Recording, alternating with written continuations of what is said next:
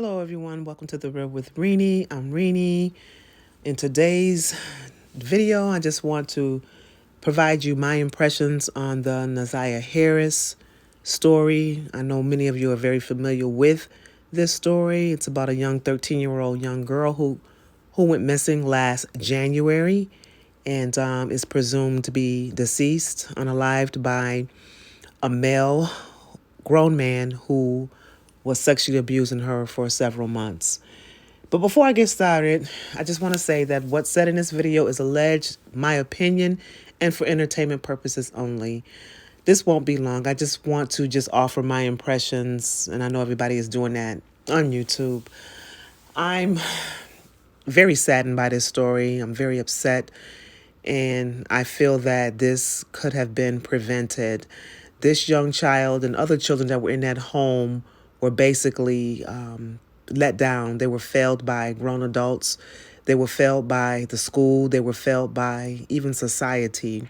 Many people saw what was going on or suspected something and just turned a blind eye to it.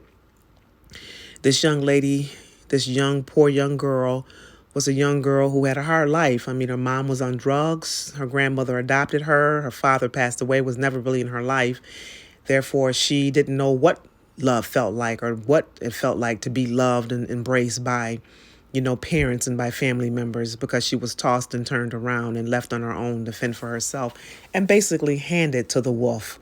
The wolf being Jarvis, the man who sexually abused her and allegedly murdered her because she was pregnant by him. As you all know, the story. Jarvis was the father of 5 of her aunt's children.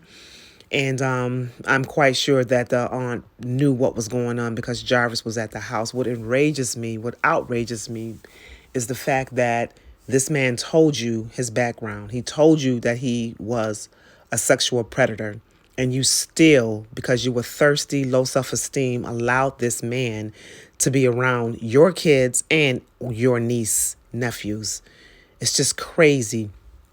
Another thing about this story that I'm so angry about is you have a 13-year-old girl who does not come home from school. She does not come home from school, yet you do nothing until the next morning. The minute she's an hour late, 15, 20 minutes late, I'm on the phone. I'm at the school. I'm trying to figure out where she is. This girl was failed by everyone. Nobody really cared about this little girl. So she thought she found someone who loved her. Being a 13-year-old girl with a 13-year-old mindset, she really felt that she was dating this man, this predator who abused her, who she trusted in, who she thought was what she was going with. It's just so sad. And it just goes to show you, women, stop bringing your kids around men who you just recently dating or who you don't even really know enough about. Or if you know about them, stop bringing them around your kids. Stop doing it. I don't care how much you think you might know them, how much you think they might be safe, or how much you may think the person may have changed. If you got little girls and little boys, don't bring these men around your kids for a while until you get to know this person, their background, their characteristics, their behaviors, everything about the person. I can't even imagine what this young girl went through in her last moments. I can't even imagine. She's with a person who she think cared for her.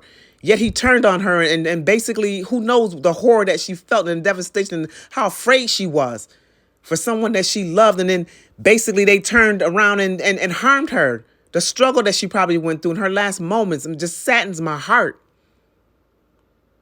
I pray and pray and pray that whoever is responsible for this is found out and that they fully get punished by the extent of the law.